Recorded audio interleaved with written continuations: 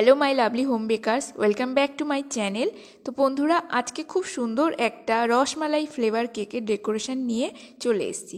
তার জন্য ফার্স্ট বাটির মধ্যে নিয়ে নিয়েছি রসমালাই ক্রাশ আর সামান্য জল দিয়ে কেক সোকিংয়ের জলটা রেডি করে নিচ্ছি। আর এখানে যে দুটো এসেন্স আমি ব্যবহার করেছিলাম তোমাদেরকে একটু দেখিয়ে দিচ্ছি। এখানে আমি নিয়েছিলাম রসমালাই এসেন্স আর নিয়ে নিয়েছিলাম কেশর এলাইচি এসেন্স। তো বন্ধুরা, চলো এবারে ফার্স্ট রসমালাইটা রেডি করি কেকের জন্য।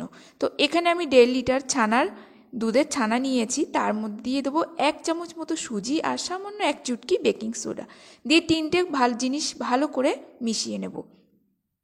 মেশানো হয়ে গেলে অন্যদিকে গ্যাস জ্বালিয়ে জল আর চিনিটা ফোটার জন্য রেখে দেবো। 10 মিনিট ফুটে উঠলে এর মধ্যে যে ছানাটা মেখে রেখেছিলাম ছোট ছোট করে বল বানিয়ে ফুটন্ত জলের মধ্যে দিয়ে দেবো 20 মিনিটের জন্য ঢাকনা চাপা দিয়ে।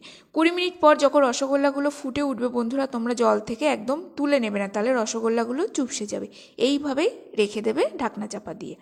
এরপরে দুধ ফুটিয়ে নিয়ে তার মধ্যে দিয়ে দিলাম এলাচ, আর এখানে চিনির বদলে আমি মিছুরি ব্যবহার করেছি, কনডেন্স মিল্ক দিচ্ছি, আর রসমালাই এসেন্স দিয়ে দেবো। তার মধ্যে দিয়ে দেবো ড্রাই ফ্রুটস আর দিয়ে দেবো দুধে ভেজানো কেশর।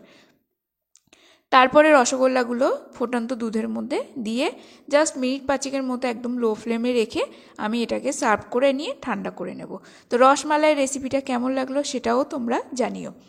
এবারে নিয়ে নিয়েছি, আর আজকে যেহেতু 1/2 পাউন্ড কেক, এই জন্য আমি এখানে 5 ইঞ্চি কেক টিনের একটা স্পঞ্জ নিয়েছি। আর এই স্পঞ্জটা আমি ডিম দিয়ে রেডি করেছিলাম। তো কেকের স্পঞ্জের টপ লেয়ারটা কেটে বাদ দিয়ে দেবো, ওটা একটু ক্রাঞ্চি হয়। আর কেকের সাইডে দুটো মার্ক করে ইকুয়ালি সমান 3টে লেয়ারে কেটে নিচ্ছি। এবারে যে হুইপ ক্রিমটা ব্যবহার করব তার মধ্যে দিয়ে দেবো 1 ড্রপ মতো কেশর ইলাইচি এসেন্স আর দিয়ে দেবো 2 ড্রপ রসমালাই এসেন্স দিয়ে খুব ভালো করে হুইপ ক্রিমের ফ্লেভারটা রেডি করে নেব। ভালো করে স্প্যাচুলা দিয়ে বিট করে নেবে, তাহলে ক্রিমটা একদম ফ্লেভারফুল হয়ে যাবে।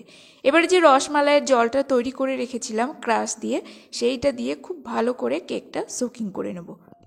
এরপরে দিয়ে দেবো একটু হুইপ ক্রিম কেকের উপরে দিয়ে ভালো করে স্প্যাচুলা দিয়ে টেনে টেনে চারিদিকে ছড়িয়ে আগে সমান করে নেব। তার মধ্যে দিয়ে দেবো রসমালাই ক্রাশ।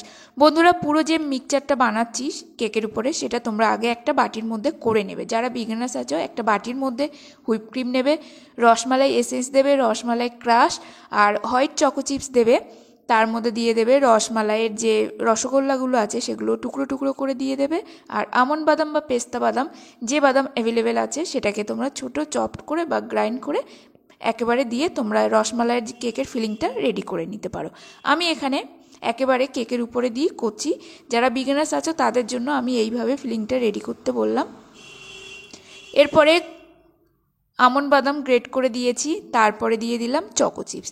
এরপরে সেকেন্ড লেয়ারটা রেখে দিলাম। আর সেকেন্ড লেয়ার কোনটা, কেকের টপ লেয়ার যেটা থাকে সেটাকেই সেকেন্ড লেয়ার হিসেবে দিলাম। আবারও রসমালাইয়ের যে জলটা রেডি করেছিলাম সেটা দিয়ে খুব ভালো করে সোকিং করে নিয়ে দিয়ে দিলাম হুইপ ক্রিম। হুইপ ক্রিমটা দিয়ে ভালো করে টেনে টেনে আর একেবারে দেখো কেকের সাইডটাও লাগিয়ে নিচ্ছি, একেবারে ক্রাম কোটিংটাও করে নিচ্ছি। আর বন্ধুরা, আজকে আমি টার্ন টেবিলের উপরে কেকটা করছি না, একটু ফাঁকিবাজি করার জন্য কেক বোর্ডের উপরে কেকটা করে নিচ্ছি। তারপরে রসমালাইগুলো রসমালাই যে দুধটা আছে সেটাকে চেপে বের করে দিয়ে ভালো করে তোমরা হাতের সাহায্যে একটু চাপ দিলেই দেখবে গুঁড়ো গুঁড়ো মতো হয়ে যাবে। সেটাকে দিয়ে আরও ভালো করে কেকের ক্রিমের মধ্যে মিশিয়ে দেবে। তোমরা যখন এইভাবে কেকের উপরে রেখে করবে তখন তোমরা রসমালাইগুলো ক্রাশ করে কেকের ক্রিমের মধ্যে মিশিয়ে দেবে। তারপরে এখানে আমন্ড বাদামটা আমি গ্রেট করে দিলাম, দিয়ে আমার সেকেন্ড লেয়ারটা কমপ্লিট হয়ে গেল। এরপরে দিয়ে দিচ্ছি থার্ড লেয়ারটা আমি সোকিং করব রসমালাইয়ের দুধ দিয়ে। রসমালাইয়ের দুধ দিয়ে সোক করার পরে এখানে ভালো করে ক্রাম কোটিং করে নিয়ে আমি কেকটাকে 10 মিনিটের জন্য ডিপ ফ্রিজে রেখে দিয়েছিলাম। ততক্ষণে হুইপ ক্রিমের মধ্যে আমি 2 ড্রপ মতো, এখানে আমি জেল কালার ব্যবহার করছি না, এখানে আমি লিকুইড কালার ব্যবহার করেছি, দিয়ে খুব ভালো করে একটা ইয়েলোইশ কালার বানিয়ে নিচ্ছি। কারণ রসমালাইটা একটু হালকা, সামান্য খুব ইয়েলো নয়, হালকা ইয়েলো কালারের মতো হয়, তোমরা নিশ্চয়ই জানো। এরপর 10 মিনিট পর কেকটাকে ফ্রিজ থেকে বের করে নিয়ে পাইপিং ব্যাগে ক্রিমটা ভরে নিয়েছিলাম। পাইপিং ব্যাগের সাহায্যে ঝটপট ক্রিমটাকে full and final icing coating করে নিচ্ছি একদম হাই স্পিডে। এখানে স্পিডটা বাড়িয়ে দিয়েছি, তোমরা একঘেয়েমি দেখে দেখে হয়তো বোর হয়ে যেতে পারো, তার জন্য এবারে ঝটপট করে ঝড়ের গতিতে খুব সুন্দর করে ব্যালেট নাইফটা ভালো করে সাইডে যারা বিগিনার্স আছো তাদের এই কাজটা করতে মোটামুটি 5 থেকে 10 মিনিট সময় লাগবে। তোমরা কিন্তু আমার মতো এই ভুলটা করো না। আগে যখন কোনো কেক ডেকোরেশনের ভিডিও দেখতাম ভাবতাম তো কোনো ব্যাপারই না, জাস্ট টার্ন টেবিলটা ঘোরানো হচ্ছে আর ব্যালেট নাইফটা হালকা করে ধরছে, আমার কেকটা পুরো সমান হয়ে যাচ্ছে। তো আমার মতো এই ভুলটা কিন্তু তোমরা করো না। তো কেকটা কথা বলতে বলতে টোটালি আমার ফুল অ্যান্ড ফাইনাল করে আইসিং হয়ে গেছে। এবার টপ লেয়ারটাও ক্লিন হয়ে গেছে। এরপরে এখানে একটা সিলিকনের ব্রাশ নেব, ব্রাশটা দিয়ে খুব সুন্দর ডেকোরেশনটা করব। এরপরে সিলিকনের যে ব্রাশটা নিচ্ছি সেটা একদম কেকের মাঝখানে পয়েন্ট করব, করে টার্ন টেবিলটা আস্তে আস্তে করে ঘোরাতে থাকবো। বন্ধুরা হাতটাকে একদম সোজা রেখে দেবে, তোমরা হাতটাকে একটুও নাড়াবে না। এখানে শুধু টার্ন টেবিলটা ঘুরলেই তোমাদের কেকের কাজটা হয়ে আসবে। আর এরপরে সাইডেও করব, সাইডে দেব আজকে ওয়েব ডিজাইন করে নেব। তো দেখো ফার্স্ট ব্রাশটা ধরে একটু একটা বর্ডার টানার পরে আস্তে করে উপর নিচ করে আমি ওয়েব ডিজাইনটা দিয়ে নিচ্ছি। বন্ধুরা এই ডিজাইনটা যারা বিগিনার্স আছো তারা বারবার প্র্যাকটিস করলে একদিন অন্তত তোমরা এই ডিজাইনটা পারবে। আমাকে কেউ হাতে কলমে এই ডিজাইনটা শেখায়নি, আমি বারবার প্র্যাকটিস করতে করতে ডিজাইনটা করেছি। তো দেখো কাছ থেকে তোমাদেরকে দেখিয়ে দিচ্ছি ডিজাইনটা কতটা কি পারফেক্ট হয়েছে সেটাও জানিও। আর বন্ধুরা আজকে রসমালাই কেকের ইনসাইড ফিলিংটা কেমন হয়েছে সেটাও কিন্তু কমেন্ট করে জানাবে। এরপরে নিয়ে নিয়েছি অনেম নজেল দিয়ে আমি এখানে কেকের উপরে টোটাল 4টে ফুল করব।